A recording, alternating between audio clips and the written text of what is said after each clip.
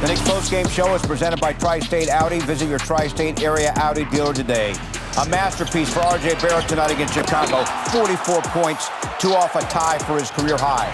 R.J. down the stretch, the step back puts the Knicks up by 3 with 29 seconds to go. But the Bulls down 1, under a second to go. Demar DeRozan, ball game. Heartbreaking loss for the Knicks. They led the entire second half, but lose at the buzzer, 118 to 117. Great to have you with us from our Delta MSG studios. Bill Pito along with Monica McNutt, Alan Hahn, and Wally Zerbiak. Guys, not that difficult to put your finger on the issue here, Monica. The Knicks in the fourth quarter, 9 of 15 from the line. Quentin Grimes with 1:06 to go goes 0 for 2. And Jalen Brunson, of all people, who shoots 89% from the line, went 0 for 2 from the line with 6 seconds to go. Yeah, and I'm sure that he will take ownership for those free throws that he missed. I mean, it is hard to find another area to pinpoint this one on in this moment in terms of the last 60 seconds or so of the ball game making a tremendous difference.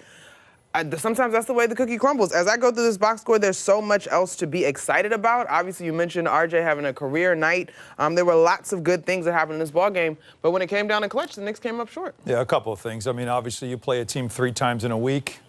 You know, it's very hard to sweep them. Like, you better get one of those wins. And the Bulls came in here looking to make sure they could pay back what happened last week in Chicago. But you can look at the free throws, and that's obviously the first thing. The second thing is, they had this game in their hands with 20 seconds to go. Patrick Williams missed a corner 3.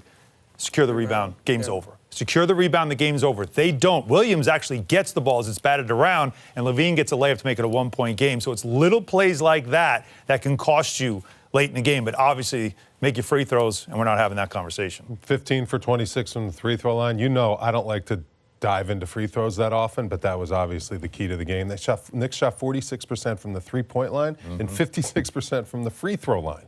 I mean, that is just the type of plays that are just maddening. And you said it, like, it's a lot to beat a team 3 times in a row. And this Bulls team from the get-go, you could see they were focused. They wanted to get this win. But the Knicks had them, and you got to put a team away. Yeah. You got to step on their throat. On your home floor. On your home floor, and you got to make those free throws to ice this one. And, you know, that's a brutal loss. This is one of the most heartbreaking losses that the Knicks have had all season. A great game. I mean, it Yeah, was entertaining. It was a good game. Very great game. Biggest lead for either team was 8. And in the fourth quarter, obviously, Wally, I was back and forth. And again, the Knicks had the lead the entire way except for the final score. And they were getting stops, too. And it's not easy to stop a team like the Chicago Bulls. I mean, they come at you with Levine's playing well, DeRozan's playing well. This team's coming together. Vucevic is knocking down threes. Had 20.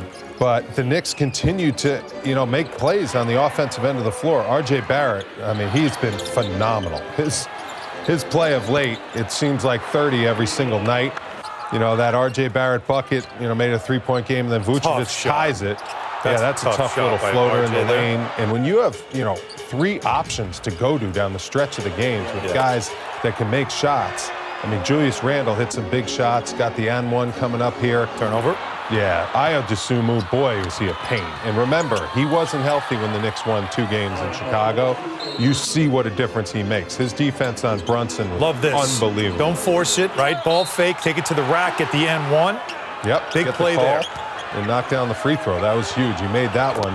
Later on, he missed another one, but that's R.J. Barrett. All right. What was this? While this happened, DeRozan, like, talking to Brunson before these free throws. He makes them both. It's obviously a 3-point game. But DeRozan kind of playing some mind games here. Brunson had a rough game shooting, and it worked. Wow, it really worked. I don't know what he Did that said. ever happen to you at the line, Wally, if someone did that? Yeah, everyone tries to do it, but there's the last play. What a tough shot. Mid-range, just jumped over Quentin Grimes. They got the switch. Quentin Grimes is a great defender, but he's 6'5". DeRozan's a great athlete. He shoots a high jump shot, and he got that shot over Grimes. Grimes played perfect defense. Couldn't do anything about it. You know, he's going to be called for that foul because he tried to contest so close. But, boy, that's a tough one to let slip right through your hands. I mean, that one really hurts. After a heartbreaking close one against the Raptors, now another one at home against the Bulls, and now you're staring at the Philadelphia 76ers. Knicks got to flush this one in the trash can quickly and get ready for the next game. Free throws in the Raptors game was also an issue. So let's not make this 11 of 18 against the Raptors. Put that one aside and make sure they get back on the right side of the free throws. But, Monica, you remember the stat of the night? Is that to watch? The big threes? He's not paying attention. Right? Clearly. Is there anybody? He knows not Are you to. paying attention? Somebody? Because each night. He's been on point, I was like, was it Vucevic? No. Well, He's been on point lately, but he'll always point out when he's got it right. I just well, want to let me just make there. that point. The big threes were head-to-head, and the big threes I talked about. The big threes for the Chicago Bulls each had 20 in the last 2 games. They won both those games. They're 3-2 when they have 20. So I said, watch and see, because the Knicks' big three, when they have 20 each, they're 6-1. The Knicks' big three, I mean, Barrett gave you 44. I know. Julius Randle had a huge game, almost got 30, 29. He had another double-double, had 6 in a row for him. It was Brunson who, 5 of 15. He only has 12 points. But their big three, Levine with 33, DeRozan 25, Vucevic 21. So there you go. But the bigger number is they were 13 of 14 from the free throw line. They're the Chicago Bulls' big three. And that one miss was on purpose. The Knicks' big three, 13 of 22. 9 missed free And by the way, throws by best players. Brunson in the last 2 games is only 8 of 29 from the floor. So here's my question, and since we're shouting out our pregame things, DeRozan and Barrett, matchup to watch, zing. But in terms of what we've seen, I was listening, but there's a lot going through my mind right now. What we've seen in the last 2 games in terms of the way teams are defending Jalen is now something that I'm kind of curious about as we move forward. I mean, versus Toronto at points, I mean, you saw Scotty Barnes shading to him in terms of a bigger body, longer body. We've seen teams kind of send doubles. So now, I guess, Wally, what would be, I mean, he's got to play through all of that. Yeah. But then, I mean, on a night when RJ Barrett is there and has his back in terms of creating space, because you got to account for him. But I guess that's now the thing I'm looking ahead toward as his team navigates the rest of the way after Christmas. There's positives because they're taking away Jalen Brunson. Right. But now Barrett's getting going because he's got the matchup. He's got the one-on-one looks, and they're not focusing as much on him. And Jalen Brunson's a very unselfish player. He had 12 assists last game against Toronto. When he sees, Barrett and Randle are cooking, he's going to let those guys go, and it's going to be tough for him to get himself into rhythm.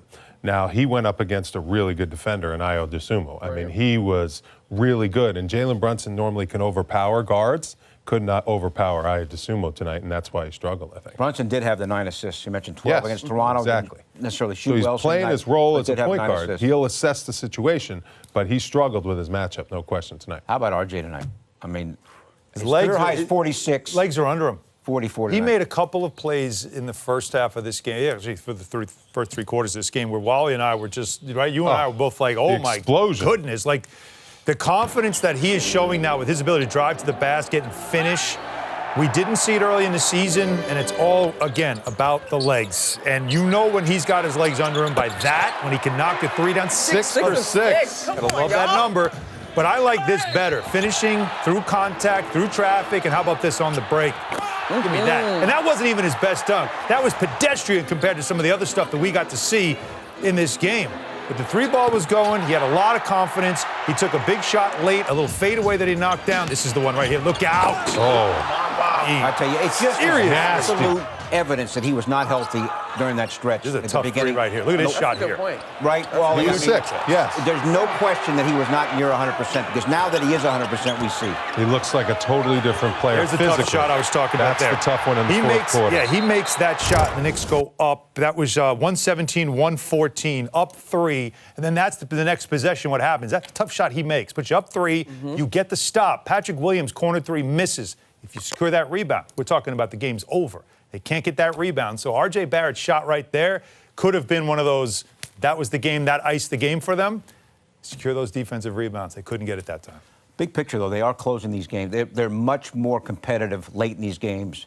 Haven't won the last couple, but that's a huge improvement over last year. Obviously, didn't get the win tonight.